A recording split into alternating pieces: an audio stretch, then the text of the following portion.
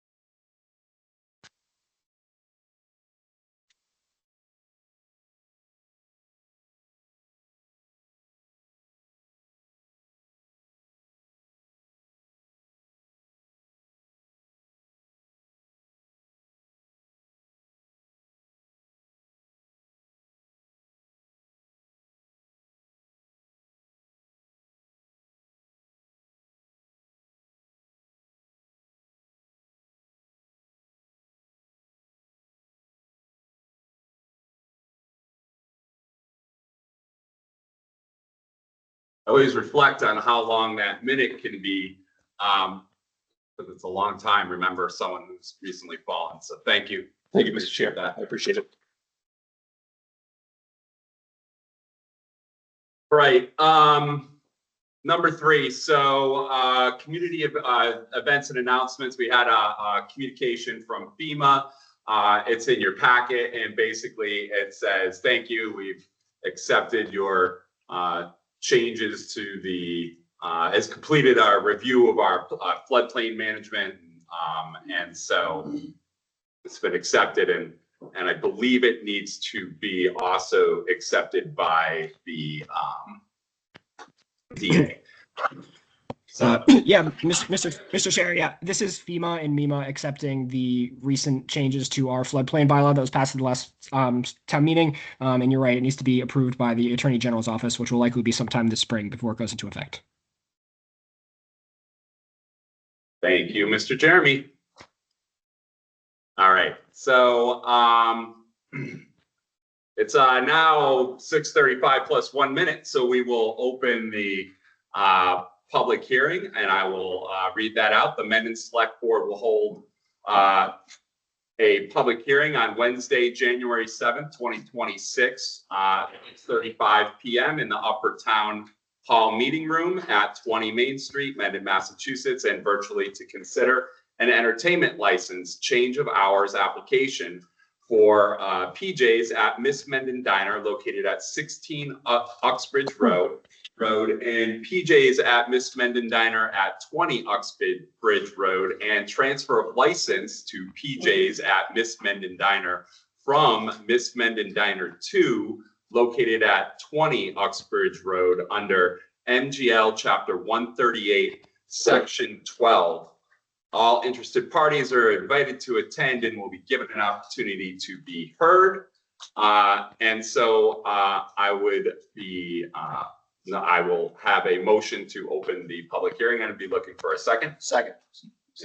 Any discussion? All those in favor? Aye. Aye. All those against? All right, so I would invite, is there lawyer representation for PJs here or online? Yes, I am online. Thank you. So can you just what's going on? I just summarized in the opening statement there, but do you want to fill in any of the blanks? Is this, Sure. this is just I'd be happy to. So there's two parts before the board tonight. One relates to 16 Uxbridge Road, which is the PJ's Diner. That is just a change of hours. Currently, the diner was doing business Monday through Saturday from 8 a.m. to 1 a.m. However, the Sunday hours started at noon. So there was a request from the board to be able to serve as early as 10, which is now allowable within the state of Massachusetts. So the only change there is just changing the opening hours from noon to 10 a.m. on Sundays. So that's what's before the board on 16 Uxbridge. And then on 20 Uxbridge, when we were back before the board, this is several months ago now, there was a misconception on, the seller side, as well as ours, I suppose, that the licenses for both 16 Uxbridge, which is the diner, and 20 Uxbridge, which is above the dealership, were under the same license. So when those were approved by the board and transferred over and approved by the ABCC, we were under the, misconception that we were set on both locations. It wasn't until such time as Katie was doing the renewals that she realized and reached out to us stating that the other license had not been transferred at all. So we're just back before the board now. I think when we were before the board before there, it was our understanding we were transferring both of them, and they were both, it was approved for both locations. But now we're back before the board just asking that 20 Uxbridge, located above the dealership now be approved for the transfer as well. That makes sense. Sorry, I don't know where my echo is coming from. So board, is there any discussion? It's, 2 extra hours on Sunday plus the transfer of the license that we talked about. No? All right, yeah, it's pretty straightforward. So I will put forward a motion to close the hearing. Second. Any discussion? All those in favor? Aye. All those against? All right, so the hearing is closed, and the next step would be looking for a motion to approve the entertainment license. I move to approve the entertainment license and change of hours application for PJ's at Miss Mendon Diner located at 16 Uxbridge Road and PJ's at Miss Mendon Diner at 20 Uxbridge Road, and the transfer of license to PJ's at Miss Mendon Diner from Miss Mendon Diner 2 located at 20 Uxbridge Road. Second. Any discussion? All those in favor? Aye. All those against? All right, motion passes. Thanks for your time tonight, Matthew, and have a great night. Thank you. Thank you all. Good night. Thank you. Welcome. All right. It is 5 minutes until the next public hearing. Guys, we'll just wait a couple of minutes. We'll skip over to, let's talk about number 5, which is reviewing and discussing the procedures for the select board document signing, including timing and method. So there is a stack of papers going around. That is all the licenses that we have to sign. And so Katie's question, well, why don't you go ahead, Katie? I was just questioning mostly for licensing, when we do this once a year. If the board is okay with having their signatures on file and I can apply them to the licenses versus having to have them manually signed. So this is like, she's not asking for any legal instances where we would need to do wet signatures. She's just saying in this instance where we essentially bulk approve and then have to go bulk approve again by signing, it would be a lot faster if she could paste in signatures on file. And these are licenses that we have approved as a board. Yeah. In a public meeting, right? In a public meeting, right? It's just, it's the putting our stamp on it, and the law says that there does not need to be a wet signature for this process. So she just wanted to ask, because I wanted to make sure the board, if they wanted to come in and do this wet signature process, could. And we're right now just talking about these bulk processes, because clearly we can't know in advance if something comes up and we have to sign it. Like we would have to ask again. Yeah. So. It's only formality in a sense because it still has to go in front of the board for a motion and to be approved. So. Yes, and we don't need to approve anything tonight. I just want there to be, so that Katie can hear out loud that you have a preference, and the preference is that, your approval in the meeting is your approval behind the scenes to apply that templated signature. Does it actually make sense to have a vote on file and then discuss it like once a year? To make It's a sure? good point. It could make sense to do that. It also could make sense to amend our policies. Like, so I don't know if it needs to rise to the level of like a board vote. That's one of those things that definitely should ask every year. It should probably be a part of the license process. Like when we come and have that discussion, the next line item on that agenda should most likely be, okay, can I then take your templated signature and apply it to all these licenses? I think that's sort of the SOP from a license administrator. That's the role you're playing at the time. Yeah. Right? So, all right. Well, that was easy. Let's see if we can do this next one. Number 7, discuss adding traffic constables to the list of exempt employees. So a few meetings ago, we had a conversation about exempting employees, certain types of employees from ethics and conflict of interest training, which is something we're required to do every year because they wouldn't be in that public sphere. And so Ellen, the town clerk, has asked us to also extend that to traffic constables. Traffic constables are something that we're doing more of. And so pulling them out of this requirement just means they can get on the job a lot faster. So this would require a vote. And so I'd be looking for a motion to include or to add traffic constables to the exclusion list for the requirements of ethics and conflict of interest training. So moved. Second. So is there any discussion on that? Does anybody have any questions about what that means? Yeah, Mr. Chair, I discussed this with the police chief as well, and he's in support of it. So both the person who administers the ethics and the person who administers the traffic constables are both in support of this exemption. Excellent. All those in favor? Aye. All those against? All right, motion passes. It's now 6:45. We will move to our next public hearing. And gonna read it here in just a second. All right, here we go. The Mendon Select Board will hold a public hearing on Wednesday, July 7th, 2026 at 6:45 p.m. in the Upper Town Hall Meeting Room at 20 Main Street, Mendon, Massachusetts, and virtually to consider Showtime Entertainment, LLC, doing business as the Fine Line Lounge, and its application for change of ownership interest, change of LLC managers, and change of manager of record to section 12 general on-premises, to its section 12 general on-premises all alcohol beverage license exercise at 49 Milford Street, Mendon, Massachusetts, under Mass General Law, Chapter 138, Section 12. And I would put a motion forward to open this public hearing. Second that. Discussion. All those in favor? Aye. Those against? Right. Welcome. Thank you. Tell us what's going on. Good evening, Mr. Chair. Good evening, members of the board. My name is Tom Miller from the People in Hanley in Boston. I'm here on behalf of Showtime Entertainment. I'm joined by Brooke Fenari, as well as Chris Fenari over there. And we're here just to discuss these changes. Brooke is the essentially proposed new owner, LLC manager, and manager of record. As the board is aware, Showtime is run by the Fenari family, has been since it was originally concepted and since it opened back in January of last year.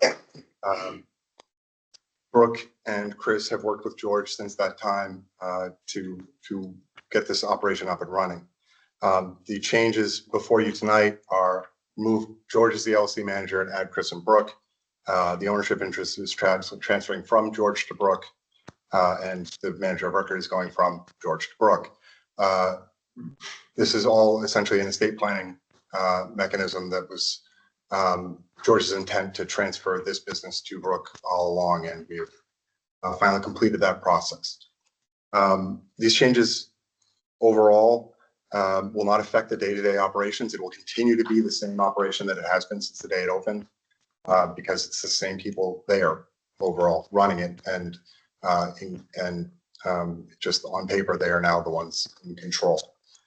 Brooke, just as the proposed manager of record here, she is a U.S. citizen. She is TIP certified.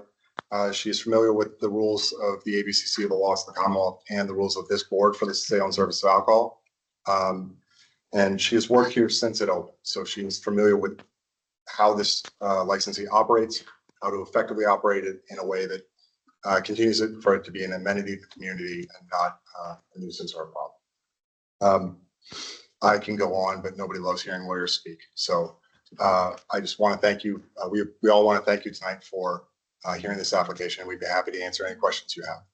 All right, so the bottom line on top is business as usual, financial restructuring internally. All back of house. All right, and so board, are there any questions?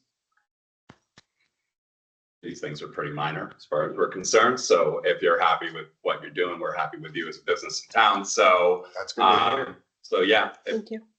if it seems pretty basic and it's pretty minor and it's about you guys internally and your family, then we're, I think, all good for it. So yeah, if there are no other discussions and you guys don't have anything else to say, then I would put forward a motion to close this public hearing. Would it be open to the public to comment? Oh, yes, I can do that. My bad. That's why we have Elena. Remind me when I'm wrong. Yes, so if there's any members of the public, either online or in the audience, who want to speak up about what you just heard about the change in ownership, I'd be happy to hear you. Being as there's none, I would put forward a motion to close the public hearing. Second. Discussion? All those in favor? Aye. Aye. And all those against? All right, motion passes, and therefore I'd be looking for a motion to approve the changes that you just heard about. I move to approve the Showtime Entertainment LLC does business as the Fine Line Lounge application for change of ownership interest, change of LLC managers, and change of manager of record to its general on-premises all alcoholic beverages license. Exercise that only on Millbridge Street in Massachusetts. Second. Any discussion? All those in favor? Aye. All those against? All right, great. Motion passes. Thank you for Thank doing business in our town. We appreciate it. Thank you. Have a great night.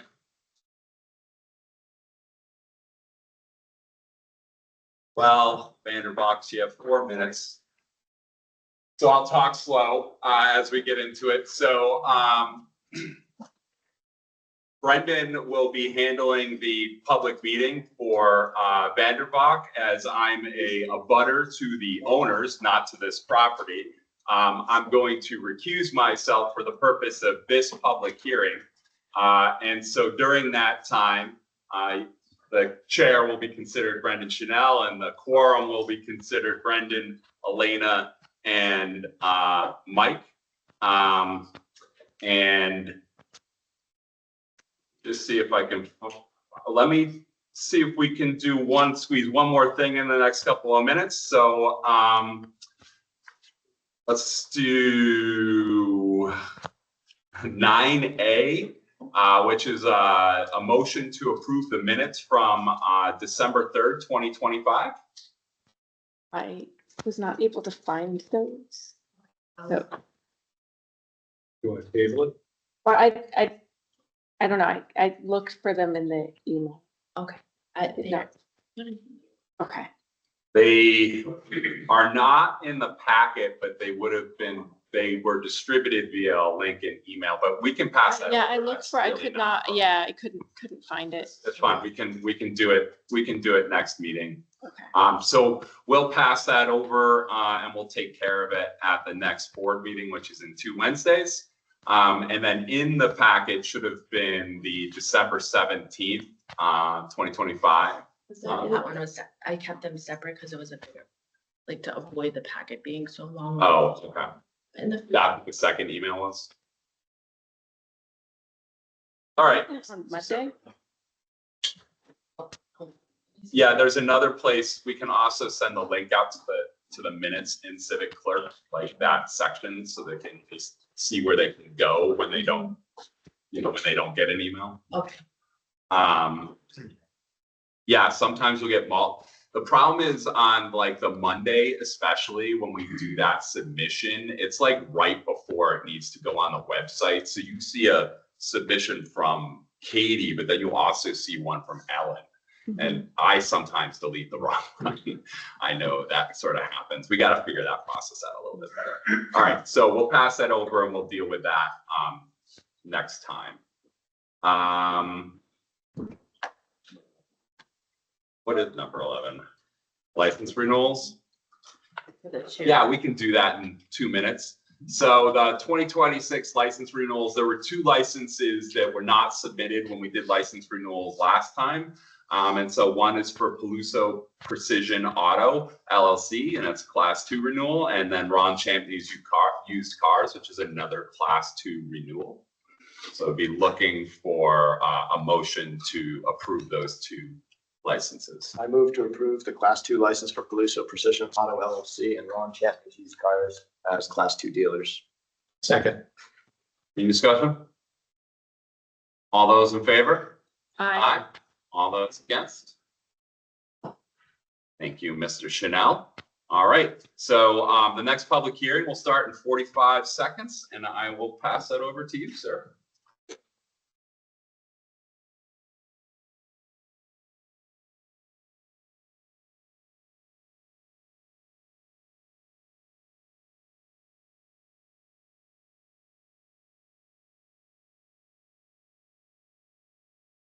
That's the best way to do it. Earlier, that's right.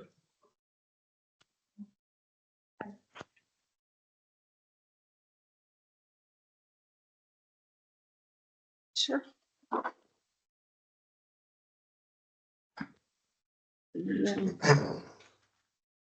All right, so welcome everybody.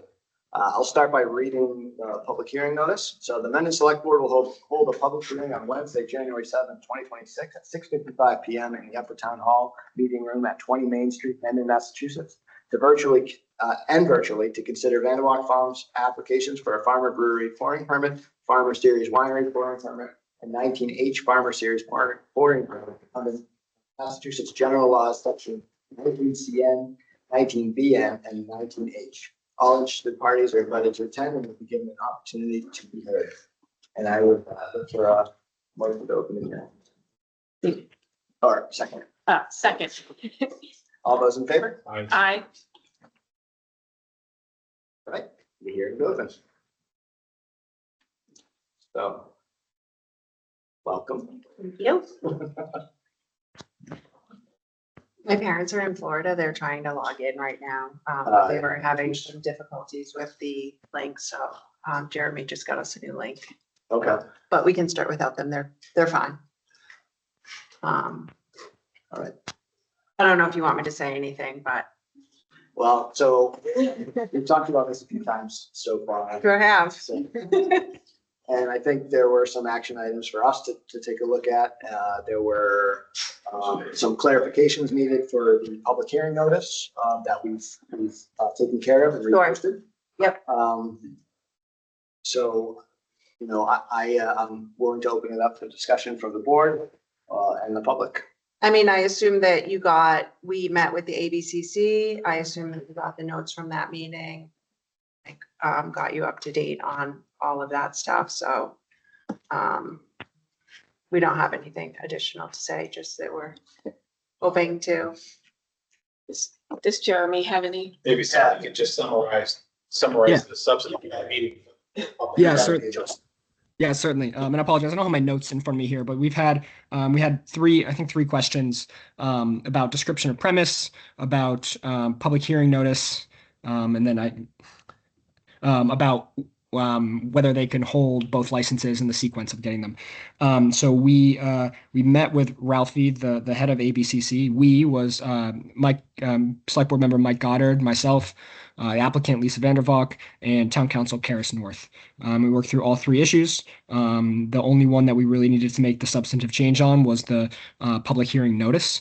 And which we did, and we resent everything as required for this public hearing. So all of the ABCC related questions and issues have been assuaged since we last met. Thank you. Thank you, Jeremy. So if there's no comments from the board, could open it up to the room for public comment.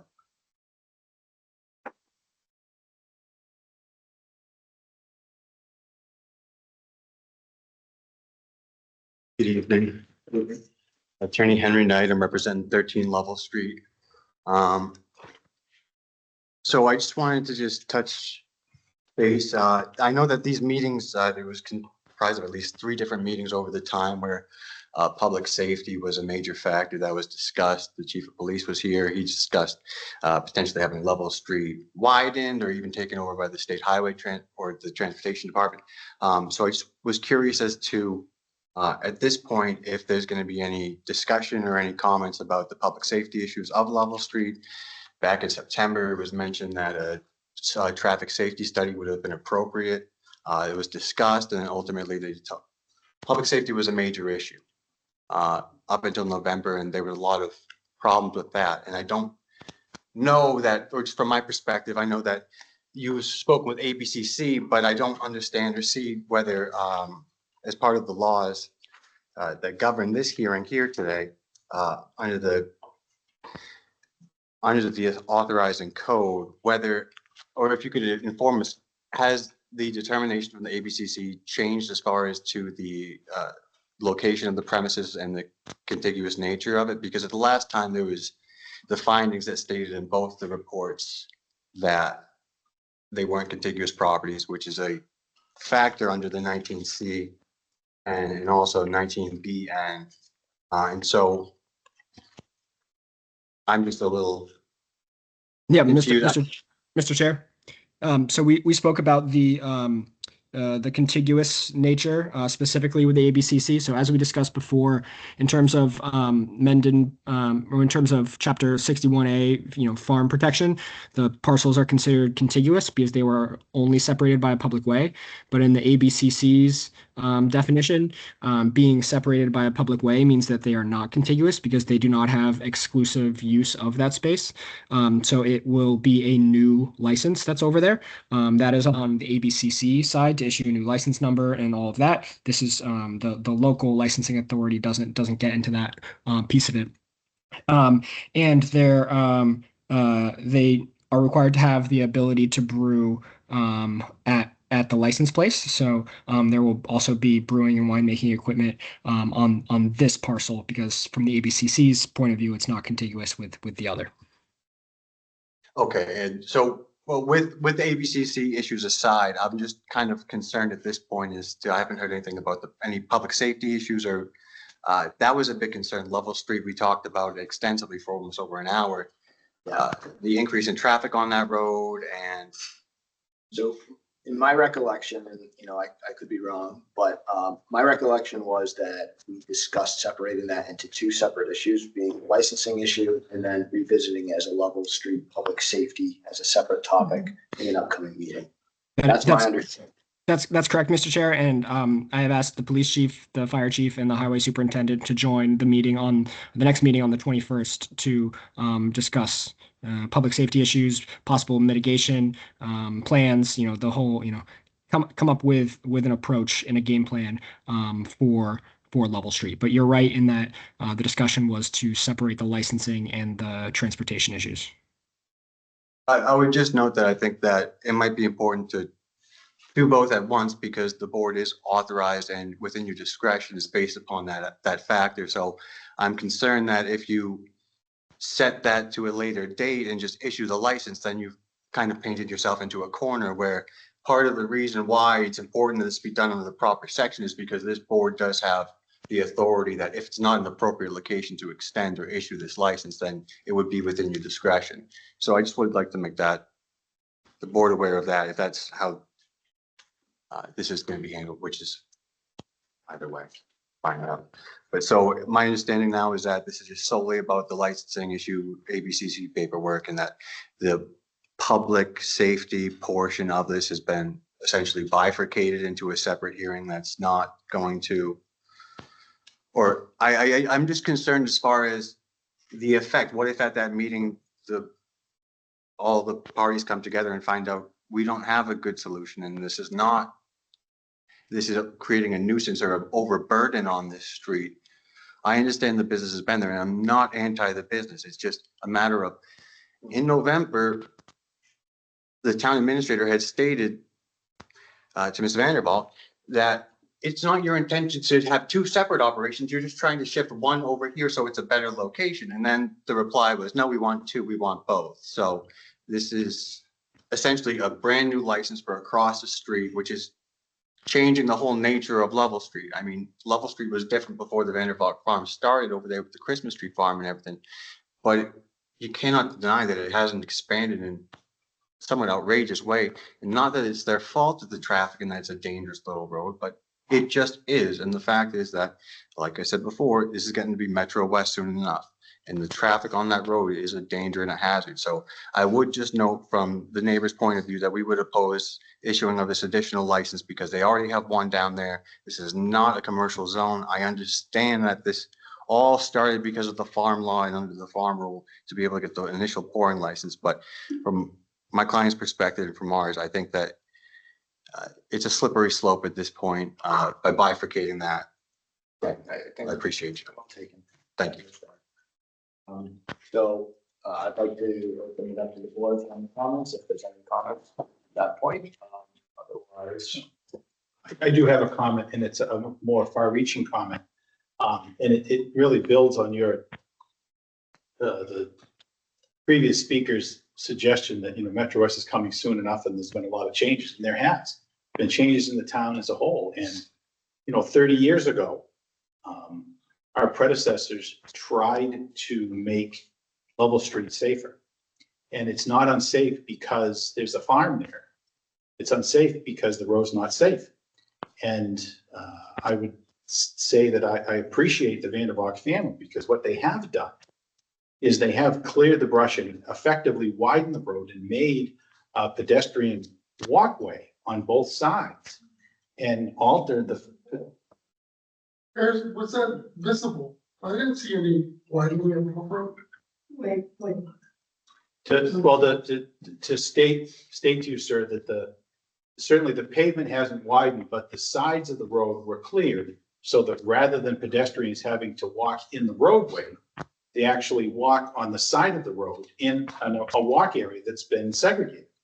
And it was actually probably the safest thing. I wish we could get people all over town to create pedestrian walkways on the sides of all the roads, because there's a lot of roads in town that don't have pedestrian walkways on the side, and it would be great if they did.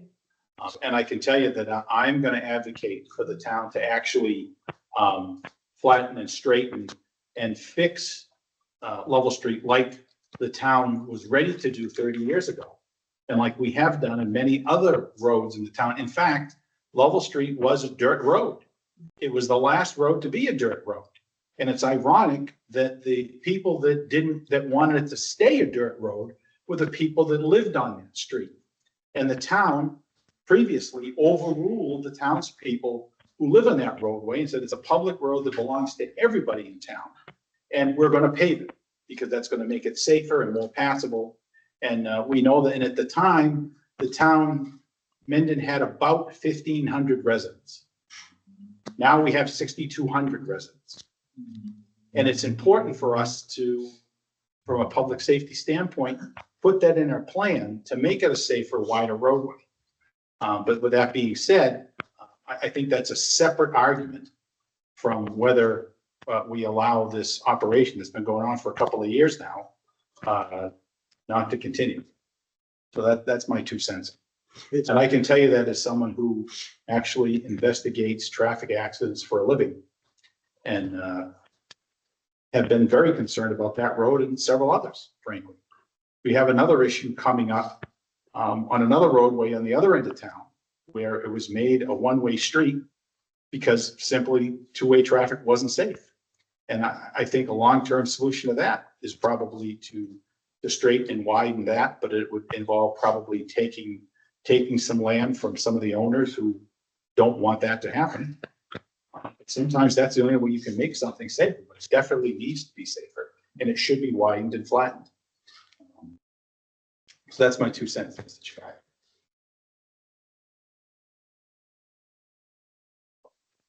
The last note, and then I'll go sit down again. I think that they've done a nice job over there with their business and creating that environment over there. I think they've done a good job, and that's great. It's not that I'm anti-business or don't want to see them succeed in some sort of way. It's just the public safety concern, and that it's just gotten to be just a little bit too much, and it's starting to be a nuisance on the neighborhood. So that would be my only last comment. So I appreciate your time today. And I'm sorry for your loss. I understand that the fallen police officer in Uxbridge was a former dispatcher, and I'm sorry to say that. He was a longtime dispatcher and instrumental in actually helping us create a regional dispatch. He was a great man. So I'm sorry for your loss. So thank you very much for your time. I'm Kathleen Alexander, 14 Level Street. We moved there after it was paved. But I do agree with the lawyer for 13 Level Street that it is a safety concern. I disagree that they have made a pedestrian walkway. There's no crosswalk, there's no lighting. I do agree with you that the road has to be fixed because the speed limit on the road is 30, which I feel is too fast. And not that this has anything to do with the Vanderbilts, but with the Route 16 project coming next year, Level Street's going to be a crossroad for a detour for that project. So I think that we don't have a problem with the farm. It hasn't been an impact on us at all. But our best concern is the safety of the road and the pedestrians, especially having alcohol and children on the street. So I just think that the safety concerns need to be addressed before the license is approved.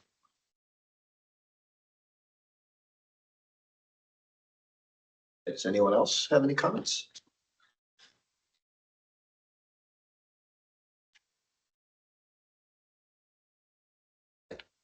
So one question I'll ask the board, is everyone comfortable voting tonight with all the information that we have in front of us? Yes. Yes. All right, then I'll move to close the public hearing. Second. All those in favor? Aye. Aye. All those against? All right, so we've heard from neighbors, we've heard from attorney, we've heard from the applicant. So at this point, I'd be looking for a motion.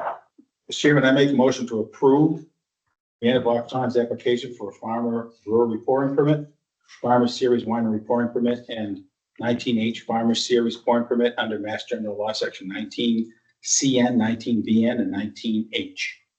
Second. All right, all those in favor? Aye. Aye. Aye. What, I guess is point of discussion. I want to thank people for their input about this. I know it was a long process, and I do really take to heart the comments from the public about public safety. I think we all do, and I think we can prioritize those, knowing, I know sometimes people feel like they weren't listened to because it was not the outcome that they were advocating for, but we have listened. And I think that the board is committed to following through on that. And I know like there is a plan to do that. And I would make a point that I personally had a discussion with the owners of the farm and talked about the crosswalk and talked about the lighting. And they were enthusiastic in helping to make that happen. And they don't have, even if they wanted to, they can't just unilaterally paint crosswalks. And, but there is a process. If you know where the post office is, there is actually a flashing light for the crossing, and that kind of mechanism can be put in. There are grants for it and ways to raise money to do that. And, you know, that is something I'm advocating for. And like I said, I believe that we need to do that. If it's not at least from one end of the street, the one, you know, closest to Blackstone Street, which is probably the shortest piece of roadway, but somehow it needs to be a priority in our plan. We do have a road plan. We need to prioritize Level Street and make it that way. And again, although that may disappoint some people because some folks may lose a little bit of their front yard to make it safer because it's still around in some places. But you know, I think it's a process that we need to undertake and it needs to be a priority. So. We appreciate you. Thank you very much. With the process. You yielding your chair? And I will yield to Jason. I think he's enjoying that too much. So I just want to say as a walker on Level, yeah, this board's in full support of making some safety changes there. So for the community, I don't. As a red laugh, take my property and put in a sidewalk and make the road bigger. There's a lot of appetite on the board. Probably would improve the property values. Absolutely. Thank you, everybody. All right. Let's talk about Concom subcommittee. Sorry to make you wait. Happy New Year. New Year. Great. So hi, everyone. I'm Isabella Genova. I'm the conservation agent, and I'm here on behalf of the Conservation Commission to talk about some sort of working group, subcommittee task force that the commission is interested in. I've sent out, or I think Jeremy Katie shared the planning document and the presentation. So I don't know if you want me to go through the presentation or kind of just summarize the ask. I know Elena saw it last night at the Land Use Committee, but. Do you want me to pull up my presentation first? I'm in favor of the presentation because it makes a good record for the public. I'd like to see it if you don't. Right, I think it's, I can also we saw it, pull it up not hearing it from. But there's always like a lot of room for a bottom line on top. So the presentation first, not the memo first. Which one? Yeah, just the presentation, I think. You can summarize the memo, I'm sure. You probably wrote it, right? Yeah, so Terrence Moore is the new Conservation Commissioner. He has quite an extensive background on land management planning. And so the goal in summary is kind of to encourage more of a user experience on our conservation properties. And we've been collaborating sort of on the presentation and the plan and those sorts of things. So it's not just mine. He gave the present yesterday and at the Concom. So we're calling it a planning outline or planning sort of.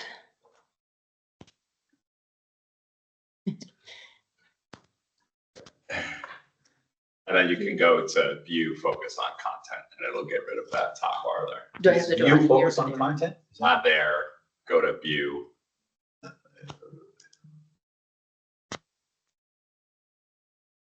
I moved it. Oh, it's black. It's Blanked out. It's blanked out, yeah. All right, never mind. You can't click it. I don't know why. We're having a lot of problems with the meeting tonight. I can click it though. Yes, but that's on your side. All right, sorry, Isabella, go ahead. Okay, great. You can go to the next slide.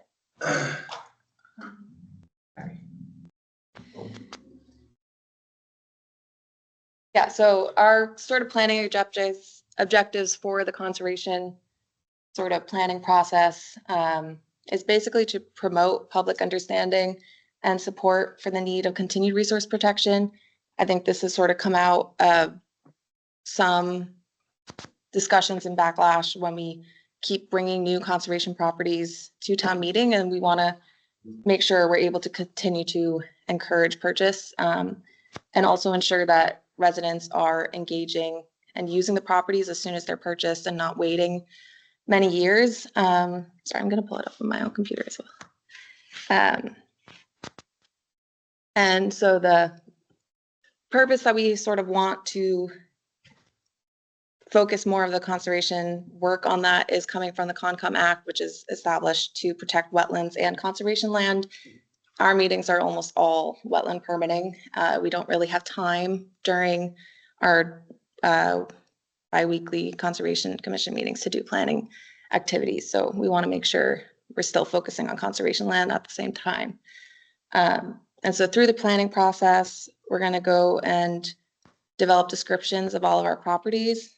And this will kind of help give an overview of what different properties are aiming to do. So some properties allow hunting while others are maybe more protected for water and wetland resources. Properties under your purview or all of the town properties, period? Just our properties. The conservation, the ones with a conservation restriction. I'm just bringing this up because of I think it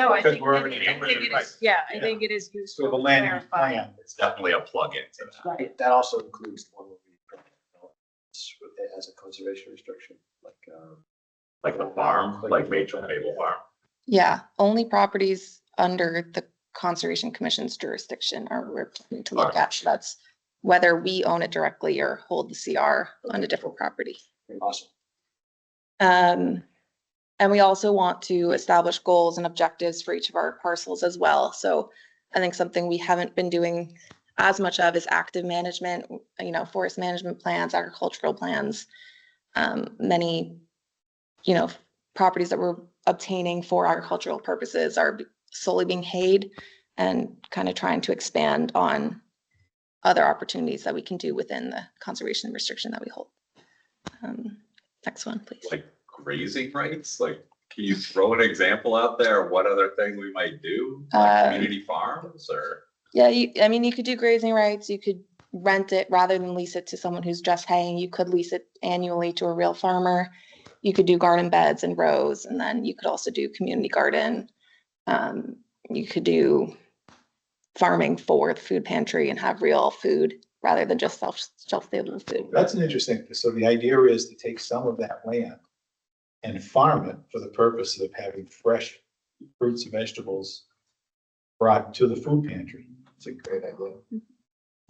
Yeah, it's really just sounds like, how do we reduce how do you get more return on your investment? So I almost said reduce waste. We're not wasting the land, but we're not utilizing it, is what you're saying. But it's a lost opportunity. Right, lost opportunity. Opportunity cost in financial terms, I guess. And so we want to inventory all of the properties we have first, and then we would select sort of a pilot conservation area as the initial year one that we want to work on. And this could be, a property that's not opened or one that's recently acquired that we want to focus on. And whether that's building trails or just making a more simple, cohesive user experience.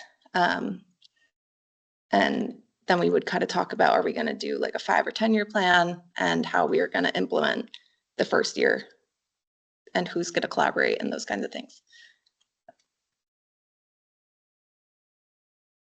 And so what we want to focus on is what are the values. And so the intrinsic values and the reflective values that people are going to have while they're on site.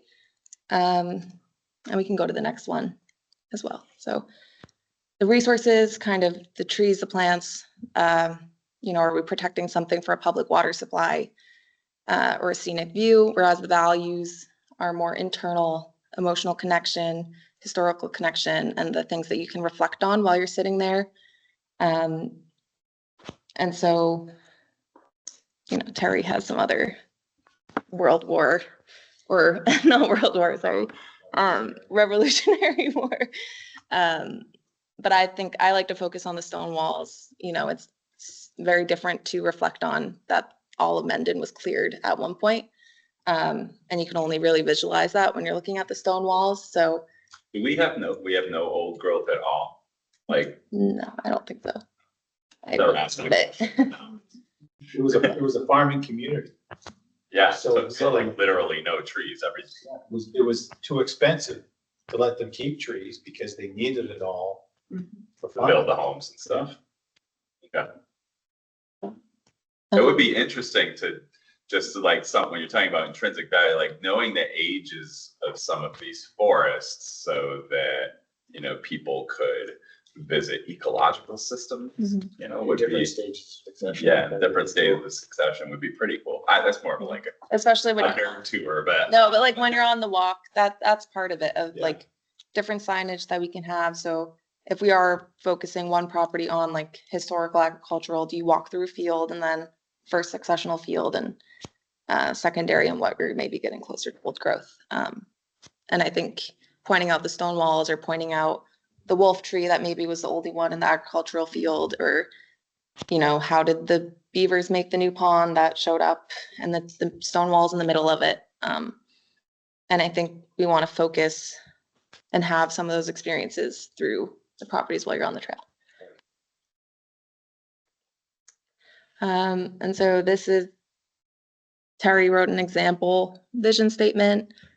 You get it, the gist of that one. You can go to the next one. Yeah, so again, kind of thinking about the themes, agricultural is one. is that Meadowbrook? Yeah, Meadowbrook Woods. The other one we could kind of think about is maple sugaring and different activities that people do.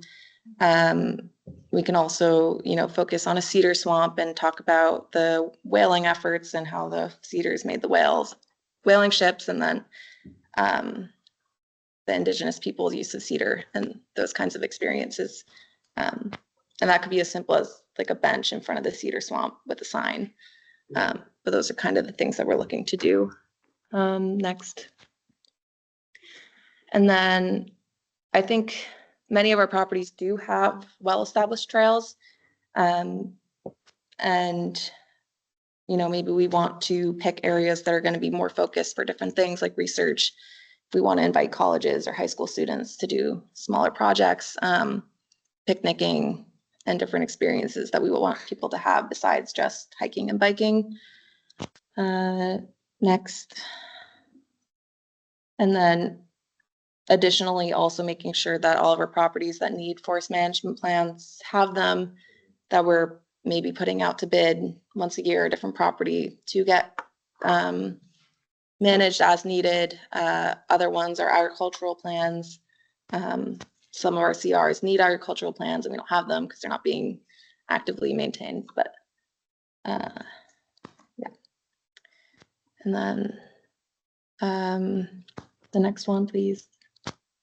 Also using what we have. So we have a Boy Scout cabin that's, you know, closed up. Do we want to encourage experiences camping or have it open as a different thing? Yeah. So, but I think inventorying what we have and making sure we can make experiences. I know for myself, I didn't really go camping until college. So if there had been the opportunity to rent a cabin for a night in town, that would have made a big difference. Can I ask, is like public outreach and marketing and whatnot part of this, or is that like a separate, I don't know, committee or whatnot that would like publicize our lands? It will be part of the working group's task to do outreach. And so whether we want to do events, openings, come see the new trail experience, or if we do like a kid's storyboard or a Starry Night viewing, or someone to do this guide you in the stars, or Yeah, I was also thinking like getting registered on all trails and getting certified in those apps and stuff, like to bring people into town. I know the Mendon Hike Challenge got a lot of people out on a lot of different types of trails. So I think outreach like that. Yeah, it got me on a new trail that I had never been on before. So. I think that's basically it. Yeah, and then looking at, budgets, what capacity the Conservation Commission budget has. Do we want town meeting things, and what grants are out there and those sorts of things. But so I kind of pitched it as a subcommittee or working group, and I want to make sure that select board's on board with the action the commission wants to take. Currently, Terry, Leah Whiting, and Peter Coffin are active, so that's not a quorum of our board, 3 members. We went to land use last night trying to get a land use committee member. I have a couple other people in mind as well. And so it's kind of the question of the select board if we're allowed to work as a working group that maybe doesn't need to do agendas and minutes, or if you want to make a task force. Otherwise, another idea is the commission could have associate members, so non-voting members that can report to the commission, and then maybe we do have to do an agenda as like a. What about pulling it into the land use or the inventory plans and the other goal that we have that we've had out there for a couple of years to take a complete inventory of all the plan, not just conservation. I guess if we could fold it in that way. although I feel like the goals are pretty distinct because this is specific. I mean, I see your point. I just worry that the bigger goal would slow down the more narrow goal. Because the conservation, because this is, it's very focused on conservation land with a specific purpose, right? And whereas we don't know yet. There are a lot of other possible. A lot of unknowns. I do think that those two efforts need to connect, but I don't necessarily see them being the same. Did you have something to say, Brian? No, I was agreeing basically. And really support this mission. This is really excellent. I just want to know how to make this happen. Well, so I'll bring up Jeremy and I and Katie, we sort of checked in on the administrative questions. And so from the select board's point of view, clearly we're in support of, you doing this work. It's important not just to you, but to the town, to the community.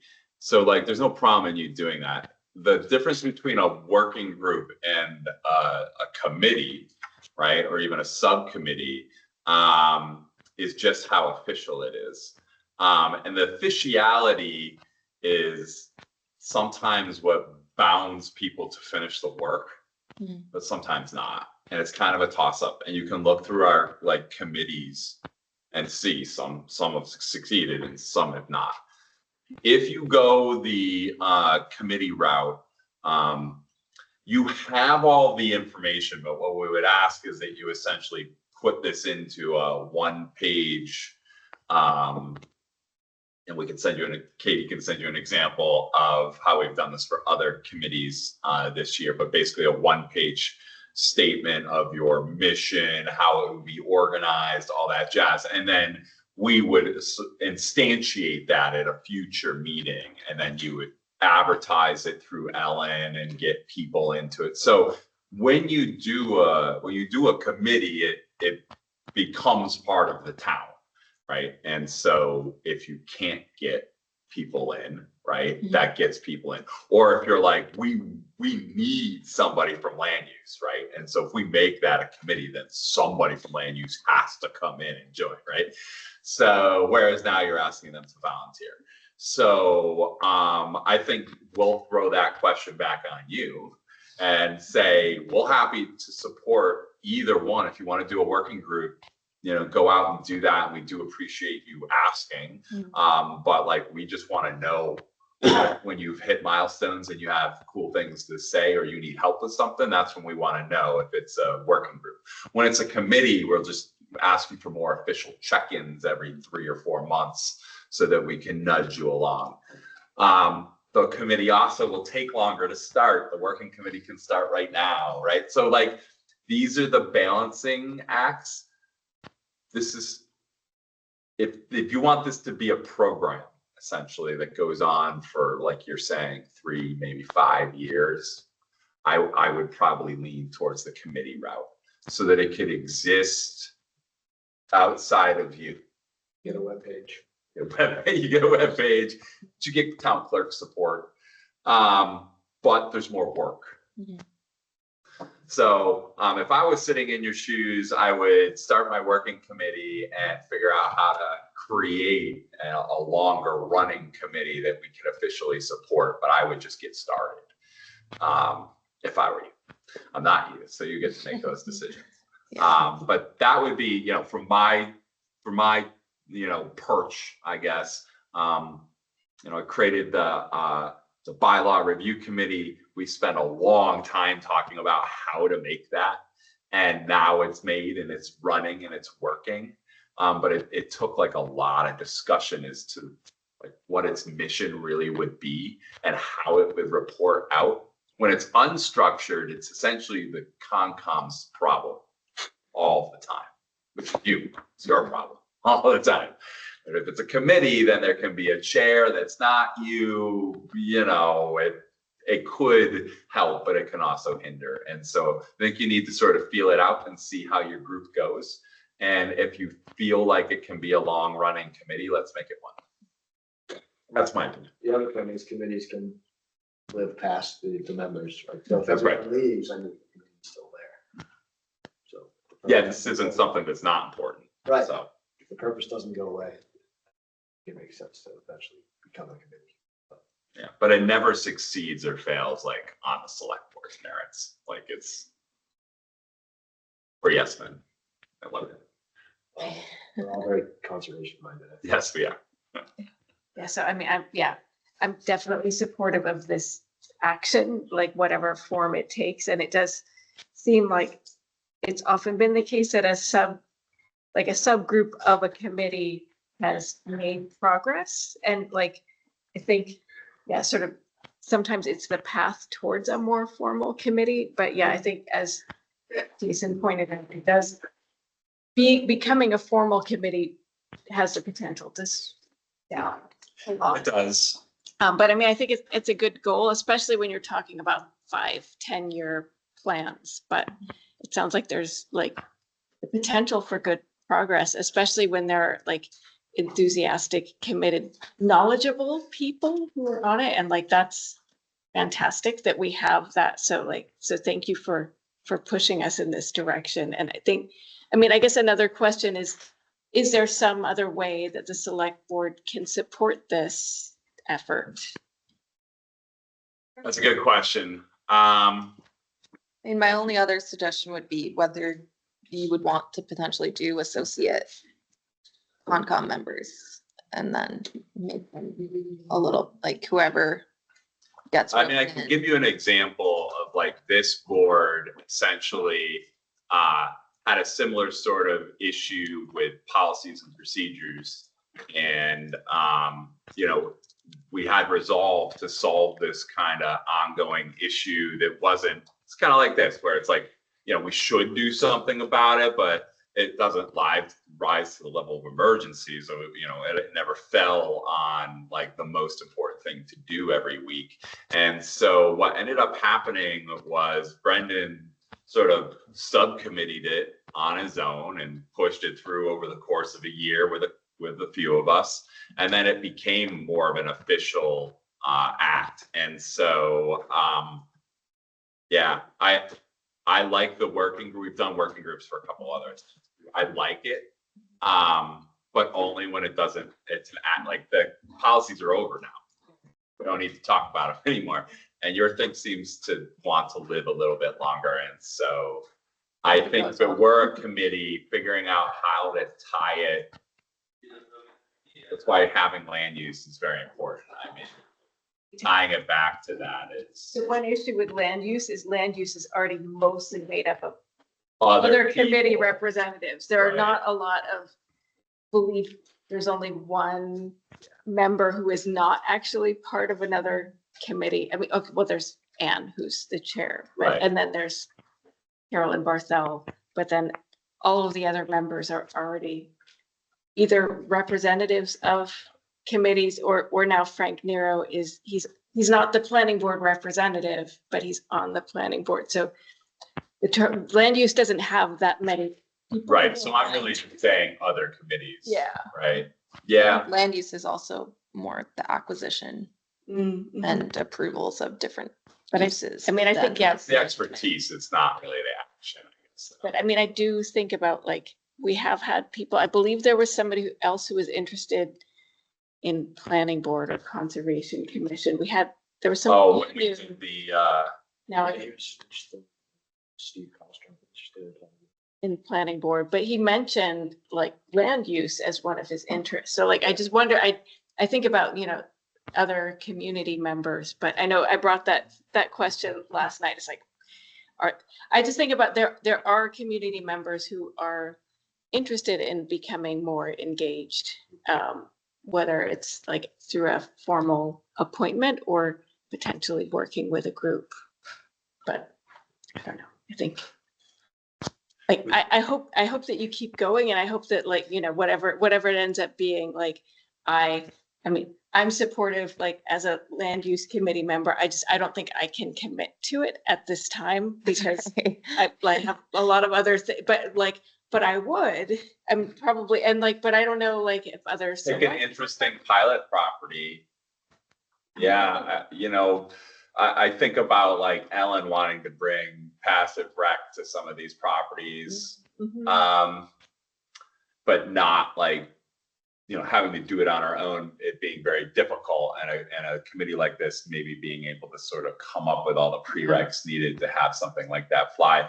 That's something that this board could more easily support, because it would be like it would be real, Yeah. right? It would be like a thing. So like whatever your pilot land, I'm thinking of like the Providence Street purchase there. I can't remember that number, but The paddock the corner property. there. Yeah, paddock property. That's one we recently purchased. We don't have a plan for it. We don't know what's going to happen with it, but it's pretty public. It's pretty easy to see. It's got a building on it. There's multiple buildings on it, and it's like everybody drives past it every day. That's like that sort of pilot property. If you came to us and said like, I don't know, we're gonna figure out how to open the barn for a weekend classroom activity, and we're gonna have a little bit of parking back there, and push out some trails. Select board, how can you help us? Oh, well, we have a little bit of money to do this with that building. We can drum up some volunteers for trail building. Like we can expand your voice in that way. When it hasn't happened yet, we can just give our support. I guess Unfortunately. another project that comes to mind is when we had the housing production plan, we had technical assistance to do it, and there was some funding for that. And I don't know, if there are funding, like if there are grant opportunities. Like I think I'm sure you've looked into it. I know this is something that you've looked into, but there might be requirements associated with those grants about how how the work is done. But that brings back and revisits another issue we discussed a while ago, of creating a position to pursue grants townwide and then because all of those grants usually have a piece in them for administration. So the position actually pays for itself. But you just brought up kind of brought that point back up to the front again. Because a lot of the work that the volunteers would need to do. If we have a grant writer, and we had grants, we could hire that done, and then you might actually get more people to come out if their job was strictly to. Is cemetery land under conservation land? No. No. No. That's another problem we have to solve, so.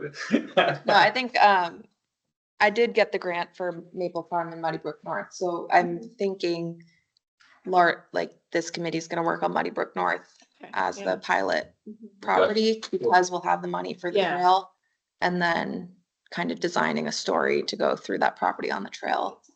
That So like, sounds think great. about your budget and, coming up here, and that's another way we can support you, right? If This- there's a right. piece on your budget Right. that helps support this, this is another way we can give you the nod towards yes. So I don't know what, I don't know your job, but I don't know what that would be. But, I mean, at this if there's point, we monies don't for the need, support professionals that Elena's talking about, or there's monies for Yeah, doc yeah. writers, or, Yeah, I don't know. I mean, I just know for other projects there. right, that's what I'm Yeah, saying. yeah. And if we can support your budget in that way, that's another way that we can help. So I'm it's curious the season. if Jeremy has anything to add here. He's still winking. Yeah, I support the select board's kind of approach on the formalized committee. I see the benefits in that, especially its longevity. So always worried about a little bit of committee fatigue or saturation and volunteer fatigue. So I think the holistic committee analysis that we talked about before will be important to keep in the forefront as we add new committees.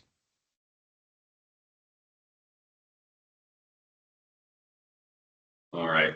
So, in classic politician fashion, we did not directly answer any of your questions. But is there anything else that we can do for you today? no, thank you. All right, Thank appreciate you you. coming I out. think, highlighting this endeavor is really helpful. And so thank you so much for coming to the board and sharing it with the public. I know people do watch the videos, so like, it's nice. They to do. have this Now it's on recording. 3. Now it's on Three three. meetings. People Yeah. can take their pick of which version. And our conservation properties are like a crown jewel of the town. They sure are. Yeah, Sure are. I Really lucky. I love the idea of really bringing this to the public's attention to get more public buy-in to these projects. And I think, just the education. Yeah, well, you see like the town forest and all the interpretive Yeah. signage in there, and you want to see that other places, and see that upkept. Yeah, and it makes me curious about, some of the history and the value of Mendon's properties, like what, so, yeah. I will be excited to see, And where the this revolutionary goes. Yeah. One final comment. We just recently appointed someone to the town forest committee, so maybe they would be interested in. That's another good place. Yeah. All right, thank you. Thank you. Thanks for spending your night with us. Yeah. Alrighty, number 8, we're gonna pass over the TA contract till next week, or 2 weeks from now, I apologize.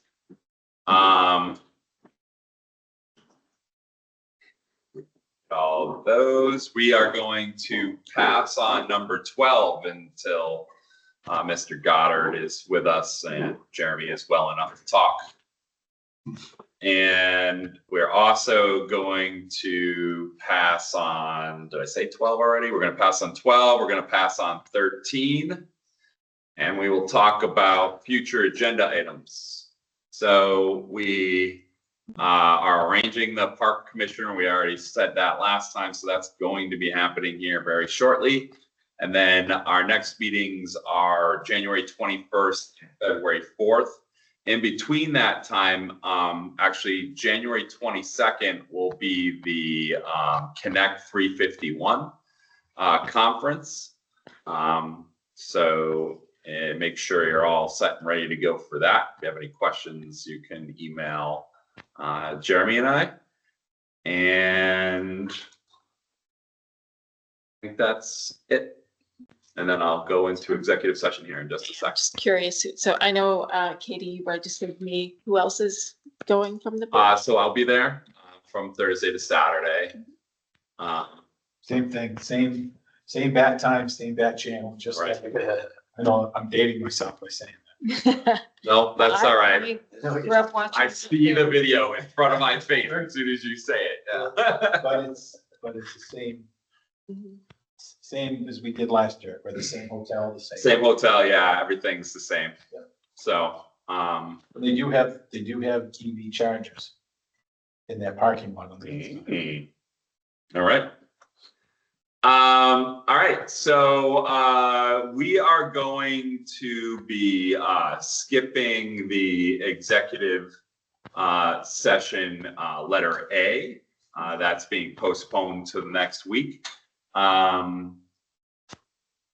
Am I skipping the right one? Yes, we are. Sorry, I apologize. A lot of text on my page. We are moving over that, and we will do that exec session next week. And those collective bargaining parties have been notified in advance that we are postponing that. And now I would like to motion to adjourn into executive session under purpose 3 pursuant to GIC 30A and section 21A 3, number 3, to discuss strategy with respect to collective bargaining. The next Oh, one, shoot. Mr. Chair.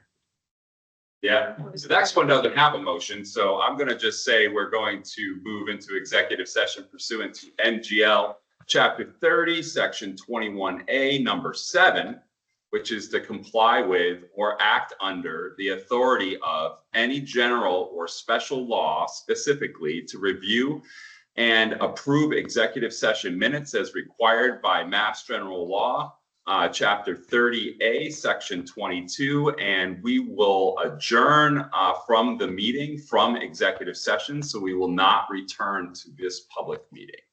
I would second that. Any discussion? Roll call vote. Cooter, aye. Chanel, aye. Rugos, aye. Raleigh, aye. All right. Have a good night. Jeremy, do you want me to pull you into that exec session? Yeah, sure, please. We will do that in just a minute. Thanks. Have a great night.